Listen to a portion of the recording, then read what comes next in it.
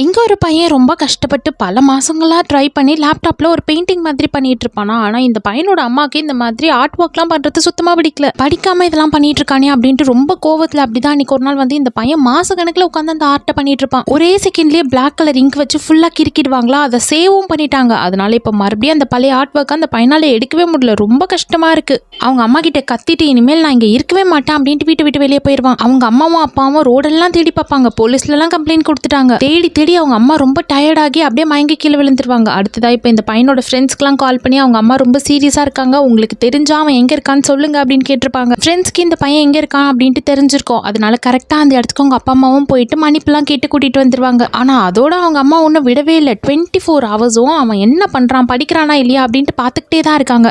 சரி நம்ம கதவை தாப்பால் போட்டு கொஞ்ச நேரம் இந்த ஆர்ட் ஒர்க்கில் கான்சென்ட்ரேட் பண்ணுவோம் அப்படின்ட்டு அவனும் தாப்பால் போட்டுருவான். ஒரு 5 நிமிஷம் கூட ஆகியிருக்காது. அவங்க அம்மா வந்து கதவை தட்டிக்கிட்டே இருப்பாங்க. கதவை திறந்ததுக்கு அப்புறமா எதுக்கு தாப்பால் போட்டேன், இனிமேல் நீ தாப்பாலே போடக்கூடாது அப்படின்ட்டு சொல்லுவாங்க. எனக்கும் கொஞ்சமாச்சு பிரைவசி வேணும்ல அப்படின்னு கேட்குறப்போ, உனக்கு என்ன இந்த வயசுல பிரைவசி வேண்டி இருக்கு அப்படின்ட்டு ட்ரில்லிங் மிஷின் எடுத்துட்டு வந்துருவாங்க. டோரோட லாக் இருக்கும், அந்த லாக்கையே கழட்டி எடுத்துடுறாங்க. இப்போ இந்த பையனால இங்க இருக்கவே முடியல. அதனால பாட்டி வீட்டுக்கு கிளம்பி போயிடுவான். பாட்டியும் உன்னை படிக்க வச்ச மாதிரி என் பேர்னு எனக்கு படிக்க வைக்க தெரியும், நீ இங்க இருந்து கிளம்பு அப்படின்னு சொல்லுவாங்க. பெரியவங்க சொல்றதுனால இப்ப அந்த பையனோட அம்மாவால தட்டி பேச முடியல. அதனால அங்க இருந்து கிளம்பிடுவாங்க. ஆனா அவனை எப்படியாச்சும் வீட்டுக்கு வர வைக்கணும் அப்படின்றதுனால இப்ப அந்த பையனை ரெஸ்டாரண்ட்லாம் கூட்டிட்டு போயிட்டு சாப்பாடு வாங்கி கொடுத்துட்டு நீ நம்ம வீட்டுக்கு வந்துரு அப்படின்ட்டு அப்படியே பிரெயின் வாஷ் பண்ண ட்ரை பண்ணுவாங்க. இதெல்லாம் அந்த பையனை புரிஞ்சுக்கிட்டு அங்க இருந்து வெளியே போயிடுவான். இதுக்கு மேல விட்டாலாம் வேலைக்காகாது, அம்மாக்காகவும் பார்க்கக்கூடாது, பையனுக்காகவும் பார்க்கக்கூடாது அப்படின்ட்டு இந்த பையனை வந்து மீட் பண்றதுக்காக போயிருப்பாங்க. அப்பா அம்மா நம்ம கிட்ட மன்னிப்பு கேட்க தான் வந்திருக்காங்க அப்படின்ட்டு பார்த்தா அவனோட விருப்பமே இல்லாம பாடி கார்ட்ஸ்லாம் வச்சு கார்ல அவனை தூக்கி போட்டு வீட்டுக்கு வந்துருவாங்க. இனிமேல் உனக்கு ரூம் தனியா இருக்கிறதுனால தானே தாப்பால் போட்டுக்கிட்டு ஆர்ட்லாம் பண்ணிக்கிட்டு இருக்க, இனிமேல் உனக்கு ரூமே கிடையாது, உன்னோட ரூமும் என் ரூமும் ஒண்ணுதான், இனிமேல் நான் கூட தான் இருக்க போறேன் அப்படின்ட்டு பக்கத்துலேயே வந்து உட்காந்துடுறாங்க.